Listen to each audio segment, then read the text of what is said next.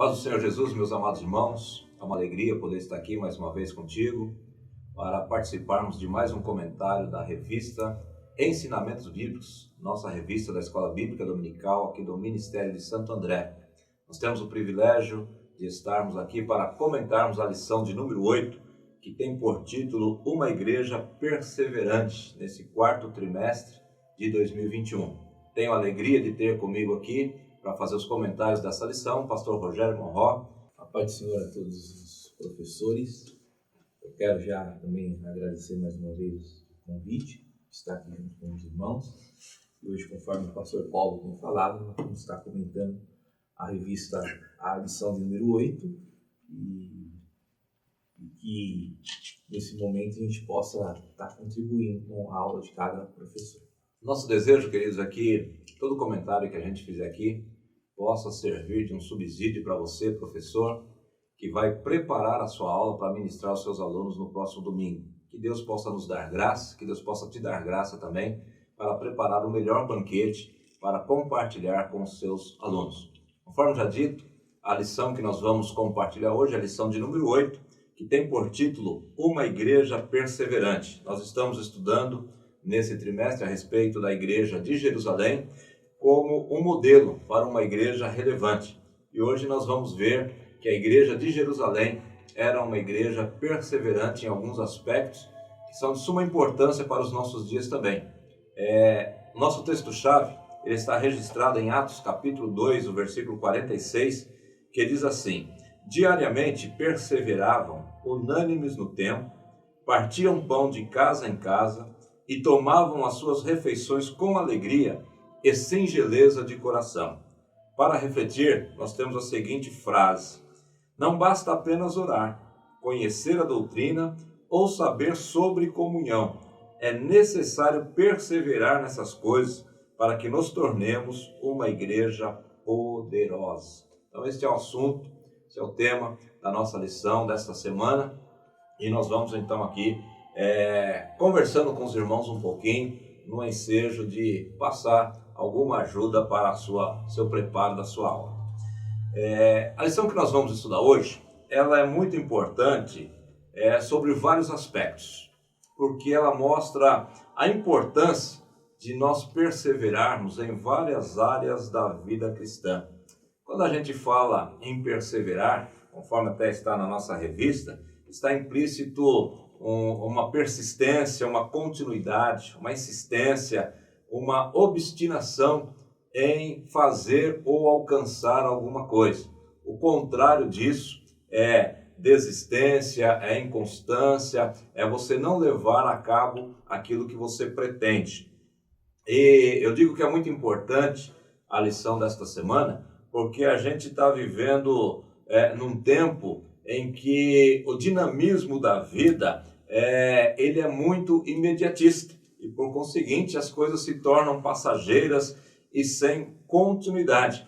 As novas gerações, principalmente, elas não têm paciência de esperar e nem de permanecer por muito tempo em alguma atividade, em alguma situação. Elas mudam, elas migram muito rapidamente. Então, elas não têm persistência. E nós precisamos tomar cuidado para que essa inconstância que a vida ela nos proporciona no dia a dia, principalmente nesses últimos dias, ela não venha atingir também a nossa conduta cristã, a nossa vida espiritual, e nós não sejamos perseverantes naquilo que precisamos ser perseverantes. É evidente que algumas coisas na vida podem ser mudadas, mas na vida cristã nós temos alguns aspectos, alguns meios que nós precisamos ser perseverantes. E nós temos aqui então, na nossa lição de hoje, que a Igreja de Jerusalém deixa de legado para nós uma perseverança na doutrina,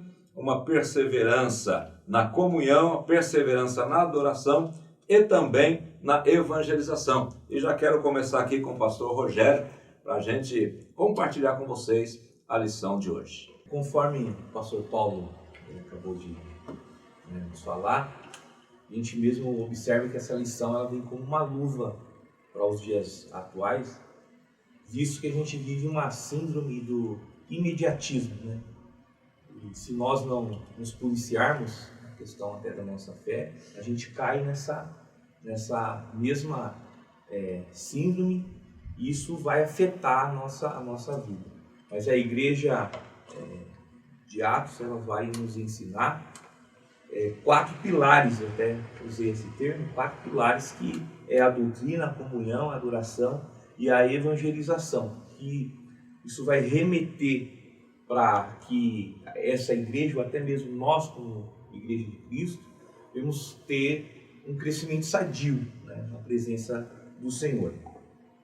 Coisa importante, a revista ela trata a questão do linguajar, do dicionário, a palavra perseverança. No grego, a palavra ela aparece como proscartério, e o significado no grego é dar continuidade a uma ação após extenso esforço.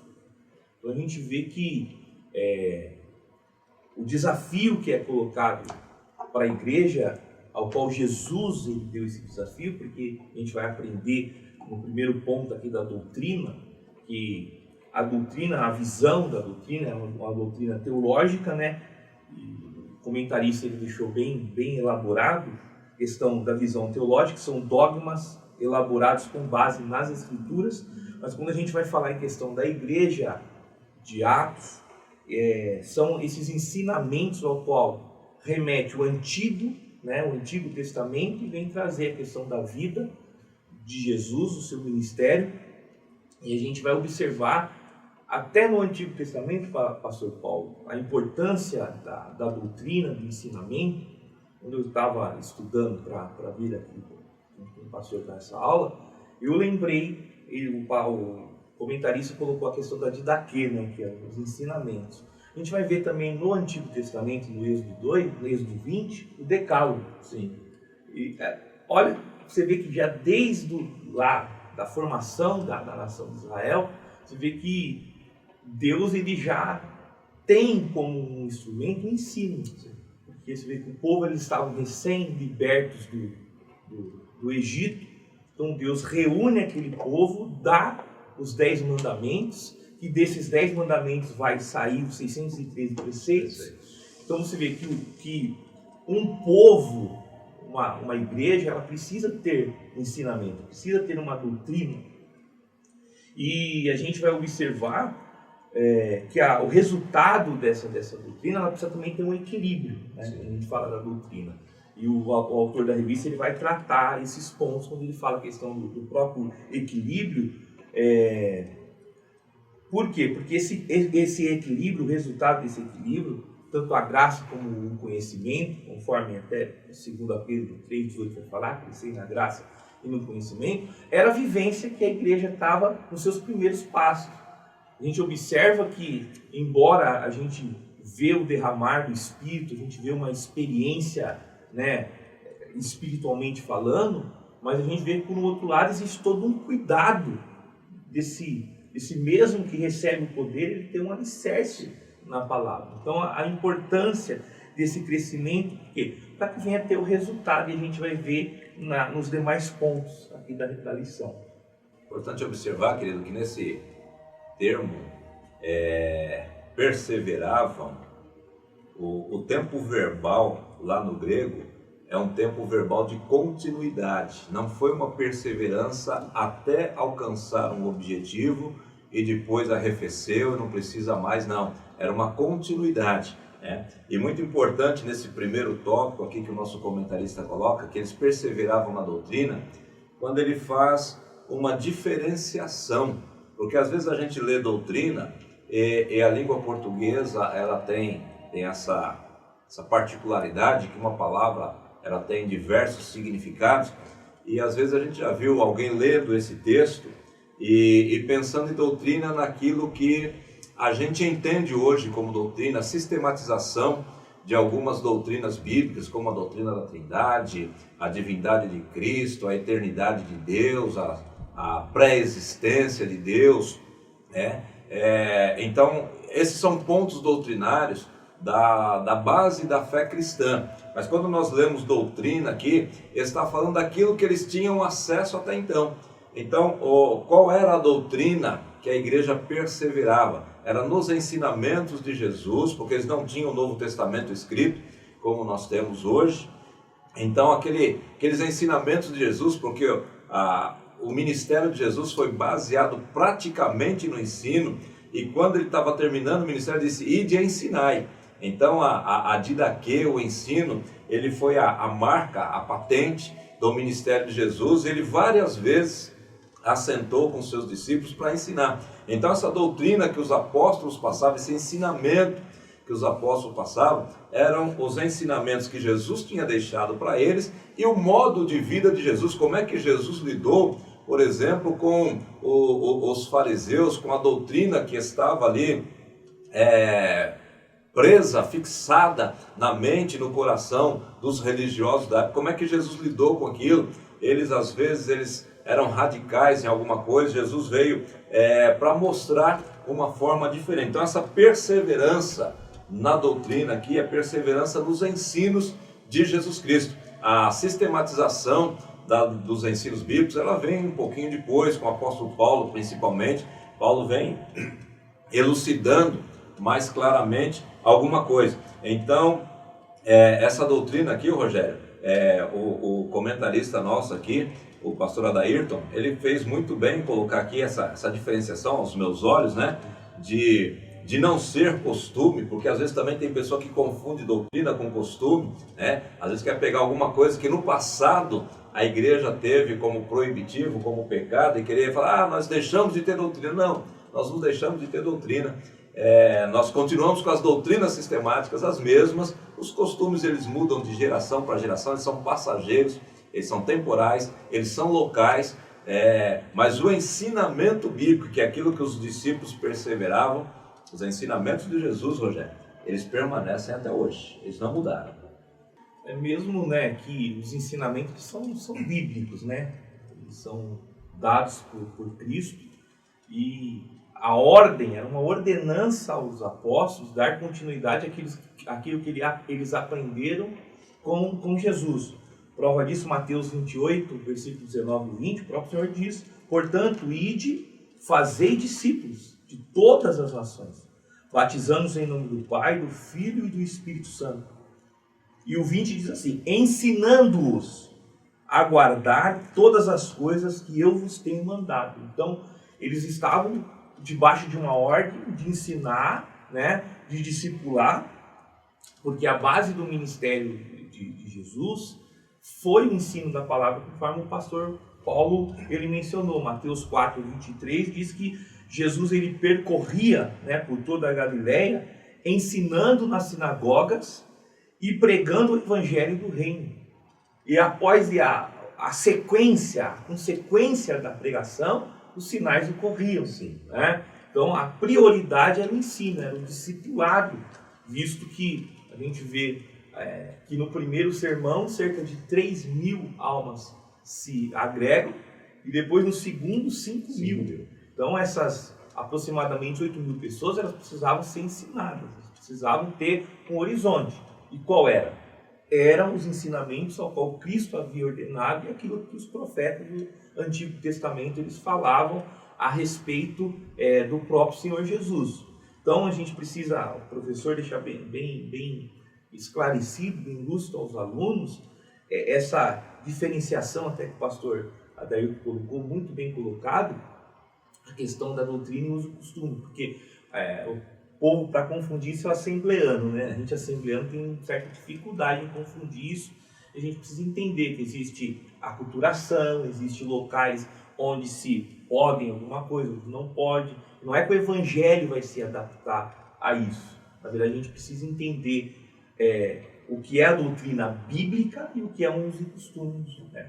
Interessante observar, é muito bom pontuar também, professor, para os alunos, aqui no tópico 1 ainda, na letra C, que diz que a igreja de Jerusalém, que nós estamos pegando ela de exemplo para nós sermos uma igreja relevante, era uma igreja que aprendia. É muito importante nós sermos uma igreja ensinável. Existem pessoas que têm dificuldade de aprender, têm dificuldade de sentar para aprender. Veja que Jesus, ele deixou a ordem, já foi dita por mim, já foi lida pelo irmão Rogério, que Jesus disse: de fazer discípulos, ensinai.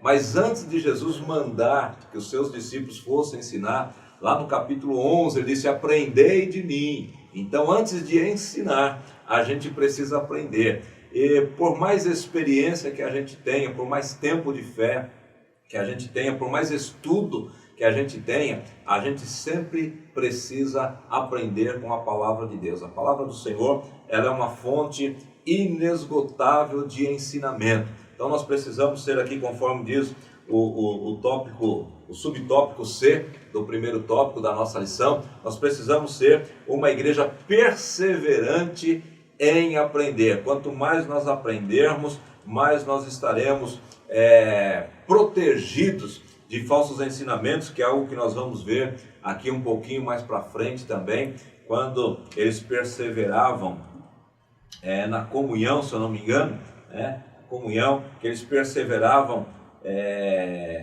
e não deixavam com que o ensinamento bíblico ele fosse minado.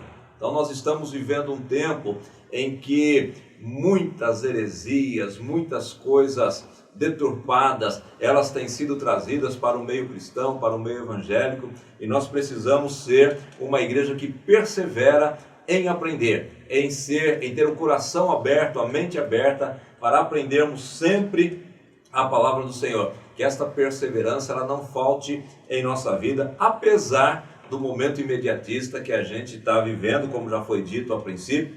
E para aprendermos, demanda tempo, demanda dedicação, demanda querer, demanda estar com o coração e a mente aberta para aprender. Então esse primeiro tópico aqui, ele fala sobre essa perseverança no ensino da palavra do Senhor. A palavra de Deus, ela é, Rogério, uma fonte inesgotável. Isso, é uma fonte que não erra, né? Exato. Isso é importante. Eu queria também fazer uma ressalva, a questão até da fé e a razão, né? Porque às vezes tem pessoas que eles buscam o conhecimento, né, a ponto de ficarem até céticos. Outros buscam o poder a ponto de não querer o conhecimento. Então eu aprendi com um professor de teologia, ele sempre falava, entre a fé e a razão, eu fico com o quê? Fico com os dois. Porque sem razão eu não consigo compreender a fé. Porque a razão é que me dá a psique, o entendimento. Porém eu não posso querer racionalizar a fé. A fé não pode ser uma fé racional. Então a gente vai entender que essa igreja, ela recebe um poder, mas ela foi ensinada, ela foi alicerçada pela palavra, né? E também eles queriam aprender, né? Porque tem a necessidade de querer aprender. Agora, se tem ensino, tem a escola bíblica, tem o culto de ensinamento, então compete aqueles que são discipulados a ter o desejo de aprender. Então é uma ressalva, uma coisa importante também. E antes de passar para o próximo tópico, eu só queria sublinhar uma questão a respeito de buscar aprender, de buscar conhecer. Eu tenho visto algumas pessoas ultimamente que têm tentado ir além do que está escrito também, inventar algumas coisas além do que está escrito. E para fechar, eu queria ler uma colocação que o pastor Adairton colocou aqui, uma citação de John Stott, que ele colocou assim: considerando que o ensino dos apóstolos chegou até nós em sua forma definitiva no Novo Testamento, a devoção contemporânea ao ensino apostólico significará submissão à autoridade do Novo Testamento. Então, assim, nós não podemos ir além daquilo que foi deixado para nós como forma definitiva de ensinamento. Então, os discípulos, a princípio, eles faziam a transmissão oral porque eles não tinham a Escritura. Hoje nós temos a Escritura e a ela devemos nos fidelizar, devemos nos prender e atentar para aquilo que está escrito e nos submetermos à autoridade da palavra de Deus e, nesse caso aqui, do Novo Testamento. O segundo tópico da nossa lição, ele vai tratar sobre a perseverança na comunhão. É verdade que na lição anterior a gente estudou a respeito da bênção da comunhão, né? Mas nesse tópico aqui, o pastor Adairton, nosso comentarista, ele se prendeu um pouquinho mais na comunhão no sentido de união, de unidade. Então foi nesse aspecto da comunhão que ele se prendeu nesse segundo tópico aqui. E ele voltou a dizer aqui, pastor Rogério, a respeito da unidade doutrinária e da unidade no combate aos falsos ensinos. Jesus ele já vai dar um passo, já mostrar que isso vai acontecer, né, nos últimos dias. A igreja ela vai receber isso, vai ser mais formulada com Paulo. Paulo ele vem e fecha esse conceito, porém o que? Eles tinham uma base, né?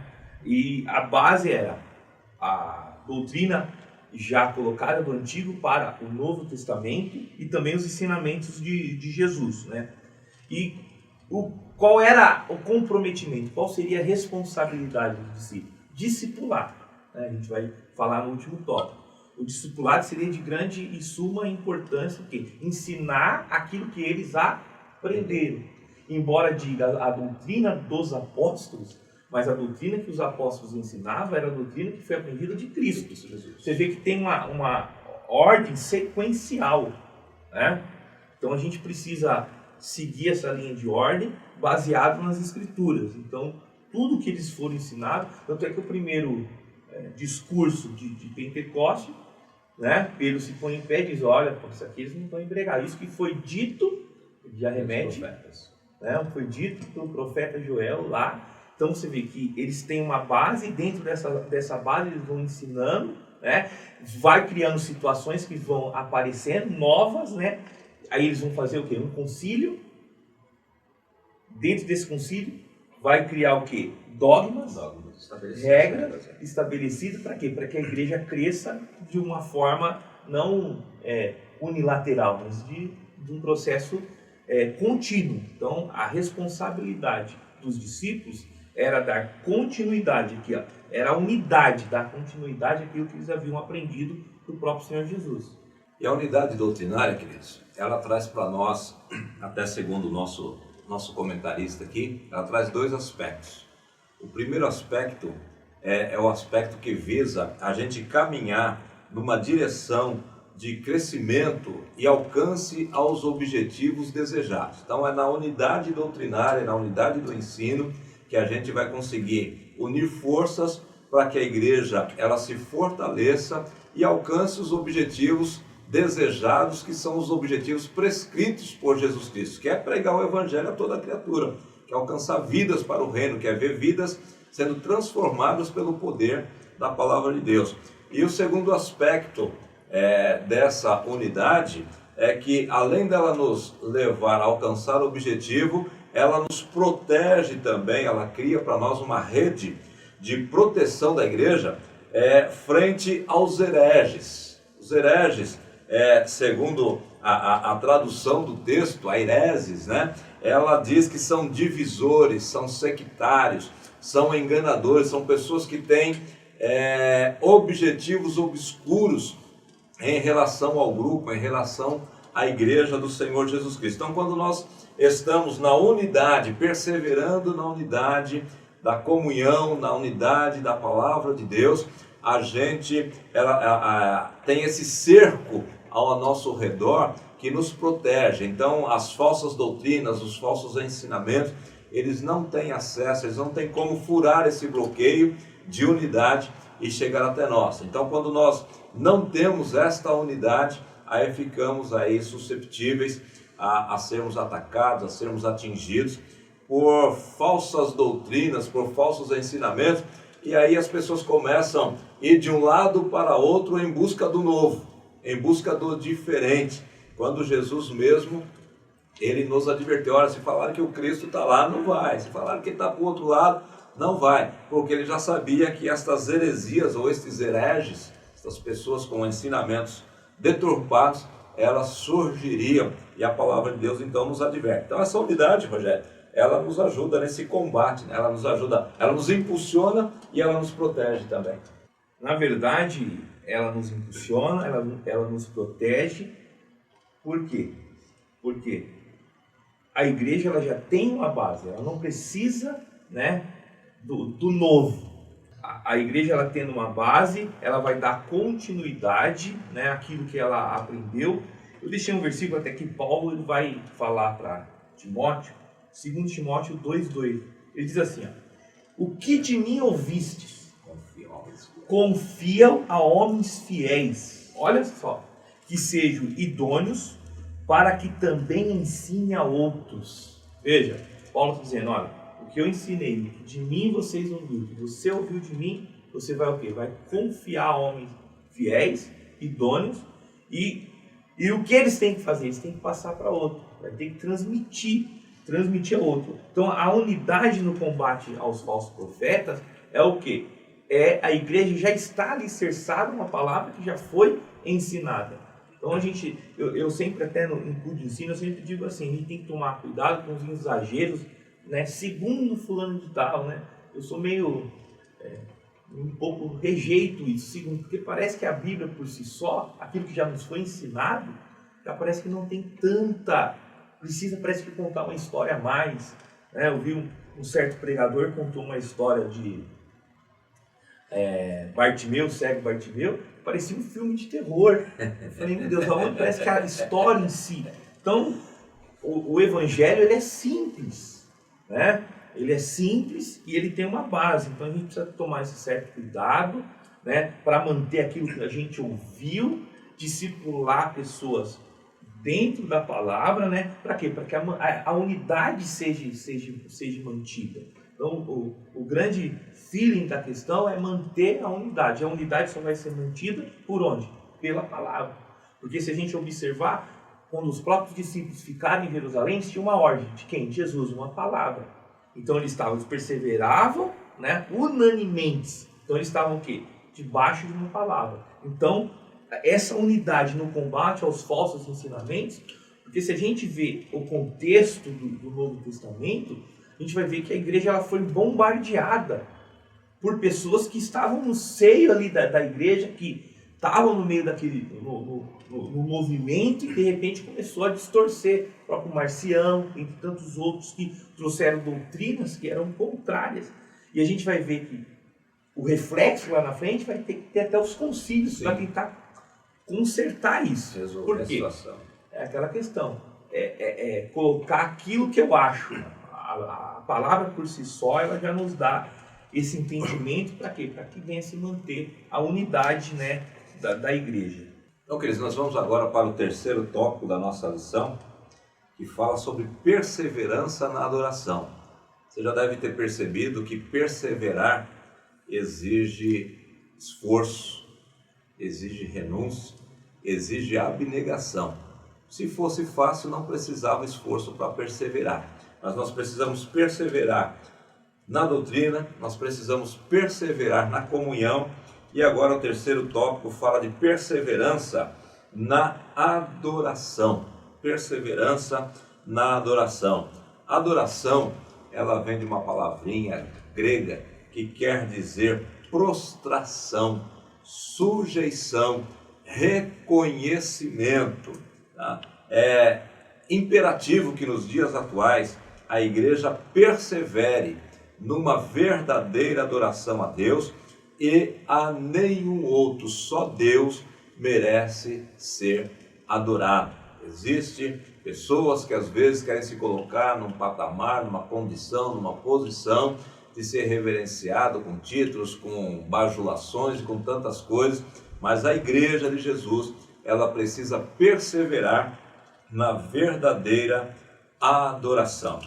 E aqui, o Rogério, nosso comentarista, ele colocou aqui adoração formal e informal, adoração alegre, adoração reverente, que a adoração já é reverência, né? Isso. O que a gente pode passar para os nossos professores aqui a respeito da adoração? Só fazendo um gancho na fala do pastor, a gente não pode esquecer que a centralidade do nosso culto é Cristo. É Cristo, com certeza. Quando Cristo deixa de ser a centralidade, a nossa fé já não... A nossa adoração já não é verdadeira. Já não é verdadeira, é automático, né? Por isso que ele busca verdadeiros adoradores que o adorem Em espírito e em verdade. E a questão da formação, da adoração formal e informal, dentro do contexto da própria lição, a gente vai ver que nós temos aquela adoração do culto, da liturgia, mas também existe aquele devocional que começa em casa, né? E a gente vive esse tempo de hoje, que as pessoas às vezes querem ir no culto colher aquilo que ela não plantou no cotidiano. E a gente vê então um reflexo de alguns cultos que parece que não se encaixa. Então, a gente vai ver na igreja de Corinto, da igreja aqui de Atos, dos Apóstolos, a gente vai ver claramente que existia uma comunhão diária. Por isso, diariamente perseveravam unânimes no templo e partiam de casa em casa. Ou seja, tinha o culto no templo, eles não satisfeitos, eles iam de casa em casa, né, num ato de comunhão, e a gente vai ver o quê? O reflexo. Eu me lembro, Atos 12, quando Pedro estava preso, Tiago havia sido morto, né? Fosse para os dias atuais, muitos, né? Não.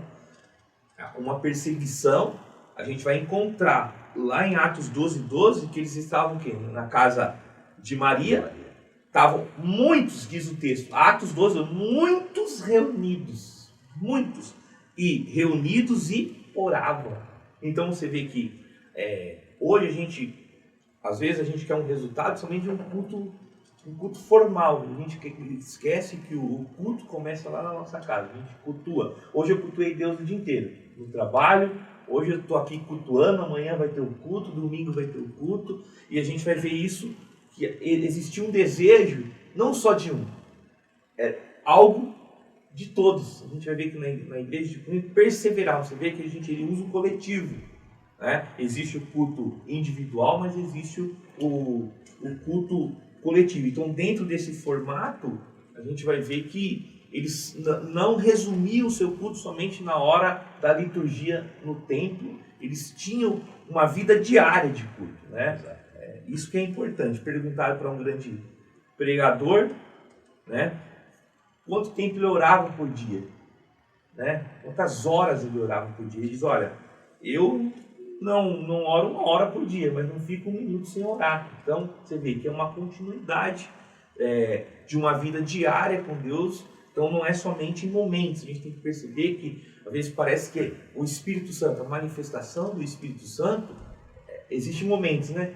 As pessoas colocaram o Espírito Santo na caixinha e dizem, agora é hora de você sair, agora, né? Vamos adorar, vai. E as pessoas, parece que o Espírito Santo só vai operar em determinados pontos. É o que a gente está vendo aqui, que não é uma adoração somente formal, é um momento. É uma coisa que é espontânea, uma espontaneidade na adoração. Espontâneo e voluntário, né? Sem que seja necessário alguém falar, irmão, agora levanta a mão, agora faz isso, agora faz... Não, tem que partir de dentro, porque, conforme diz a própria, o sinônimo da palavra, o significado da palavra, né? Diz que é um reconhecimento. Então, quando nós reconhecemos quem é Deus, nós o adoramos de maneira formal, quando estamos em culto, quando estamos em reunião, mas o adoramos também de maneira informal, na nossa casa, no nosso veículo, quando estamos nos dirigindo a algum lugar, ao trabalho, à escola, a algum lugar, nós estamos em adoração ao Senhor constante. Isso que se chama perseverança na adoração. É uma continuidade, né? Na adoração, independente do local que você está. Evidente que nós precisamos, necessitamos, e quero frisar bastante isso, de estarmos nos reunindo para adorar, porque existe aquela ideia dos desigrejados, que eu posso cultuar Deus em casa. Não, nós precisamos, igreja é reunião, nós precisamos estar reunidos para prestar adoração, para prestar um serviço ao Senhor, mas nós não dependemos para adorar a Deus só de estarmos reunidos, podemos fazê-lo também individualmente na nossa casa, apesar da necessidade de estarmos em unidade adorando ao Senhor. E essa adoração, ela deve ser alegre e deve ser também reverente, ou seja, com entusiasmo. Adorar ao Senhor com entusiasmo, com alegria, com ânimo, adorarmos ao nosso Deus. É uma adoração voluntária, animada, alegre e reverente também. E nós então chegamos no último tópico da nossa lição, tópico de número 4, que fala de mais um ponto, de mais um pilar da nossa perseverança, do nosso aprendizado com a Igreja de Jerusalém, que é a perseverança na evangelização. Veja que o Rogério até citou um texto bíblico aqui, que Jesus, ele ensinava e pregava o Evangelho do Reino, as boas novas do Reino. Então, ensinar é diferente de pregar. Ensinar é didaquê, pregar é querigma. Então, quando nós anunciamos a palavra de Deus, nós pregamos o Evangelho, nós estamos chamando as pessoas para conhecer Cristo. Quando elas vêm e conhecem Cristo, o recebem como Salvador, nós vamos ensiná-las. Mas para que elas sejam ensinadas, elas precisam vir, né, Rogério? É isso mesmo, pastor. A gente também tem que tomar um certo cuidado, né, para a gente não confundir, porque às vezes você vai no domingo ao culto, você recebe uma ministração, você até recebe um fôlego para aquela semana, mas isso não pode se comparar ao ensinamento da palavra que cria raízes, né? Sim. Então, a gente precisa ter esse entendimento. E nesse tópico 4 da evangelização, até coloquei aqui a questão que quando a gente persevera na doutrina, na comunhão e na adoração, é um resultado espontâneo do evangelismo. Então, quando a gente tem a doutrina, comunhão, a adoração, a alegria, a espontaneidade de adorar, não é um fardo ir para a igreja, mas é algo espontâneo, o automático nosso é transmitir para os outros aquilo que a gente recebeu, né? Porque o novo convertido é uma joia. A gente, quando recebe, a gente quer pregar Jesus para todo mundo. A gente se torna até chato. Por quê? Porque a gente está entregando aquilo que está dentro do nosso coração. Então é um resultado. E o resultado diz, e o Senhor acrescentava dia a dia os que iam sendo salvos. Então, quando a igreja quando a igreja adora, quando a igreja tem comunhão, tem unidade, né, o Senhor, pelo Espírito Santo, ele convence o pecador, né?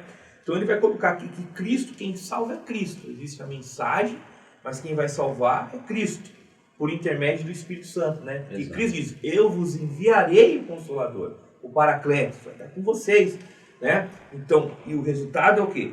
A evangelização. Quando eu recebo a palavra, então eu tenho desejo de evangelizar, eu tenho desejo de transmitir para outros aquilo que eu recebi. E outra coisa também que ele vai falar que é importante, que após receber a palavra, a importância de discipular as pessoas, né? Exato. Porque a gente, uma igreja que não discipula, é uma igreja que corre um grande risco de perder aquele membro para não outras igrejas, vamos dizer assim, perder aquele membro, né, ele acaba indo embora, e uns que ficam acabam ficando sem base, né, qualquer doutrina leva ele. Então precisa ter essa questão do discipulado, ide, fazei discípulos, né? Então, queridos, a gente vê na lição desta semana a importância da perseverança.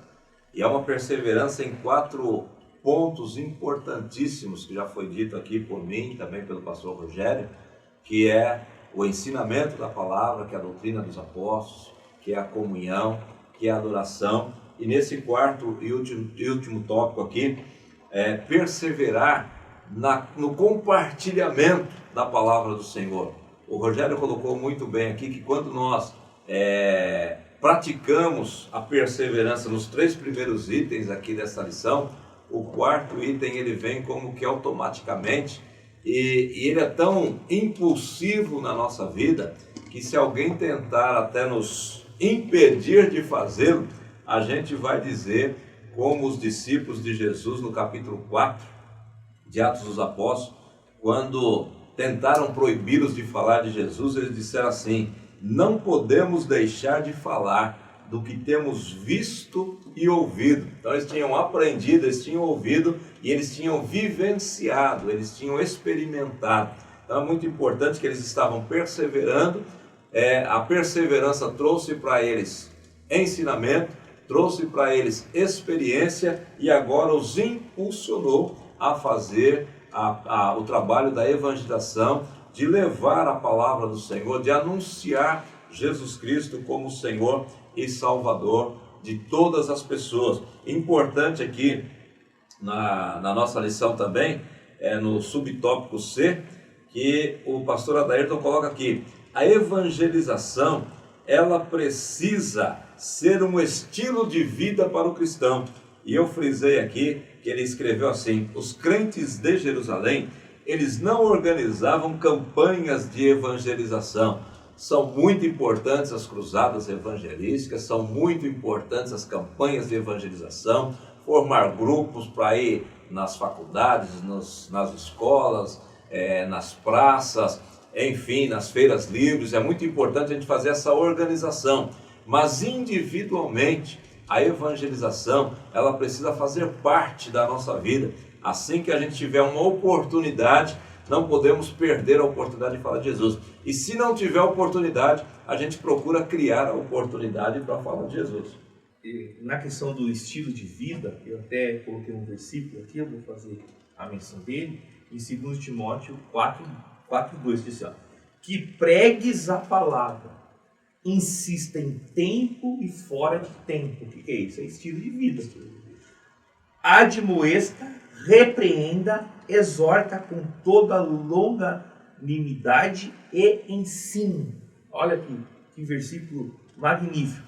Então, a questão da evangelização, ela se torna automaticamente um estilo de vida. E a gente vai o quê? Realmente viver a palavra cristã. Eu aprendi isso com meu filho. Meu filho foi para a escola dominical, hoje ele tem 12, mas ele era um pouquinho mais novo. Ele disse: pai, eu aprendi hoje que a palavra cristã é pequenos cristos. Então, a gente vai, esse estilo de vida de sermos pequenos cristos, ele vai ser demonstrado no evangelismo, né? Você vai conseguir alcançar pessoas, vai ser um estilo de vida. A gente não vai precisar vestir uma roupagem, né, pastor? Sim. Uma roupa, agora é a hora de eu ir para o evangelho. Não, vai ser algo espontâneo. Na fila do mercado, do banco, indo para a faculdade, no trabalho, porque é um estilo de vida. É uma coisa que você já tem em você, você não precisa de um momento para você exercer aquilo. O exercício da evangelização, ele tem que ser automático. Por quê? Porque você tem a doutrina, você tem a comunhão com o Espírito, a comunhão na unidade com um corpo, você tem a adoração, e você vai para o culto, você adora a Deus, você sai ali cheio da presença, você sai alegre. O crente alegre, ele quer transmitir essa alegria para todos aqueles que estão em tristeza. A gente vive um mundo que muitas pessoas estão sendo atacadas pela depressão. Né? Depressão tem sido a doença do século, a doença psicossomática, e tem atingido muitas pessoas. Então, o crente que é feliz, o crente é alegre, ele vai transmitir a presença de Cristo. Eu tive uma experiência, isso foi no ano de 2009, faz bastante tempo. Eu estava vindo numa avenida chamada Lauro Gomes, em Santo André, perto do cemitério vertical, ali já chegando em São Caetano. Saiu um rapaz naquela rua, e essa época eu estava orando, eu estava muito feliz, né, de servir a Deus. Não que eu já não esteja, mas tem hora que você está, né, cheio da graça. E veio um rapaz, eu me lembro até hoje, eu nunca tinha visto, foi a única vez que eu vi ele. Ele era um rapaz forte, ele olhou para mim e disse: eu vejo a verdade nos seus olhos. Até hoje eu me alimento. O que é isso? É a comunhão, é um estilo de vida que vai ser transmitido, às vezes, sem você levantar uma palavra. Né? Então, é isso que às vezes não falta, o estilo de vida. As pessoas veem em nós o testemunho, né? Não somente palavras, mas o testemunho, porque o Evangelho ele está em nós, a gente tem a doutrina, a comunhão, a adoração, o evangelismo ele vai se tornar espontâneo. Queridos, nós estamos chegando ao final do nosso comentário nesta ocasião e podemos aprender com a igreja de Jerusalém que para sermos uma igreja relevante, faz-se necessário a gente vencer o desânimo, vencer a ansiedade de querer tudo de imediato, tudo de pronto, vencer o comodismo e perseverarmos naqueles mesmos princípios que eles perseveravam, porque o Evangelho é o mesmo, a palavra de Deus é a mesma, ela continua produzindo o mesmo efeito esta palavra simples que Jesus ensinou, que os apóstolos transmitiram, ela continua tendo a mesma eficácia, a mesma eficiência, ela continua salvando, ela continua transformando vidas. Então que nós possamos aqui aprender com esta igreja de Jerusalém a perseverar, a deixar o comodismo, a sair, como costuma se dizer, da zona de conforto, porque perseverar exige sacrifício, exige renúncia e não é fácil. Eu acho que tudo que a gente estamos vivenciando, acho que essa missão é uma missão como as demais muito importante. A gente vive um tempo realmente de um imediatismo, as pessoas querem as coisas para hoje, para ontem, né? A gente tem vivido isso, então a gente precisa mesmo perseverar, a gente entender a questão do tempo de Deus, e a gente vai ver que essa igreja em Jerusalém, o resultado, que acho que todo cristão, todo pastor deseja, o resultado é o crescimento, né? Um crescimento sadio, um crescimento alicerçado, que é uma diferença entre inchar, né? Exato. Você vê, só faz o bolo, você vai colocar muito fermento, aquele bolo, de repente, ele racha. Então a gente vê que essa igreja, ela cresceu, ela perseverou, ela passou momentos de provações, de dificuldades, não nos tira essas dificuldades, mas eles cresceram com alegria, eles conseguiam superar as dificuldades que aconteciam. A gente vai ver que os próprios apóstolos sofreram mortes terríveis, né? Com exceção de João, mas mesmo assim eles continuaram, eles perseveraram, eles ensinaram, e prova disso, deu certo. Sabe por quê? Porque hoje nós estamos no ano de 2021 e nós estamos aqui pregando essa palavra. Chega até a me arrepiar, pastor. Deu certo, alguém pagou um preço, e hoje o bastão está na nossa mão, está na sua mão, professor, está na sua mão, pastor, aluno, está na nossa mão, e a gente vai continuar ensinando aquilo que a gente aprendeu, né? E o dia que o Senhor, se não nos levar para a glória, a gente passa o bastão para outro, e a gente vai fazer que nem Paulo, vamos entregar homens fiéis, né, idôneos, e eles vão transmitir para outros, se depender de nós. O cristianismo ele não vai se acabar, porque Cristo está com a gente. Que Deus os abençoe, que você tenha uma aula maravilhosa e edificante pelo nome de Jesus. Louvo a Deus, queridos, por esses momentos que podemos passar aqui conversando com você, pela sua disposição em nos assistir, e a nossa oração é que tudo aquilo que a gente compartilhou aqui possa ser muito útil para você na preparação da tua aula, que você estude, que você ore, que você medite na palavra do Senhor, que você tenha aí a sua revista em mãos, a sua Bíblia Sagrada, como eu sempre digo aqui, mais de uma versão de preferência, que você tenha um bom comentário bíblico, um bom dicionário bíblico também, e sobretudo a ajuda do Espírito Santo para te capacitar e para te usar quando você estiver diante da tua sala. Nós vamos fazer uma oração agradecendo ao Senhor. Sim, irmãos, vamos orar, né, agradecendo a Deus por essa aula, por tudo que o Senhor tem nos concedido. Senhor, é pelo nome de Jesus, nós mais uma vez tomamos a liberdade de orarmos, sentir a Tua presença, mediante esse grande desafio, Senhor. Continuarmos perseverando na doutrina, na comunhão, na adoração e no evangelismo, que essa aula despertar em nós o desejo da busca, o desejo de ir e fazer discípulos. Senhor, desperta aqueles que irão ouvir essa aula, desperta os professores, os pastores, a cada um de nós, Senhor, que possamos ser ferramentas no Teu reino, para que possamos, Senhor, estar diante do Senhor, cheio da Tua graça, e que pessoas sejam alcançadas. Ó Deus, que possamos povoar o céu para a Tua glória e para o Teu louvor, em nome de Jesus. Deus abençoe, em nome do Senhor Jesus.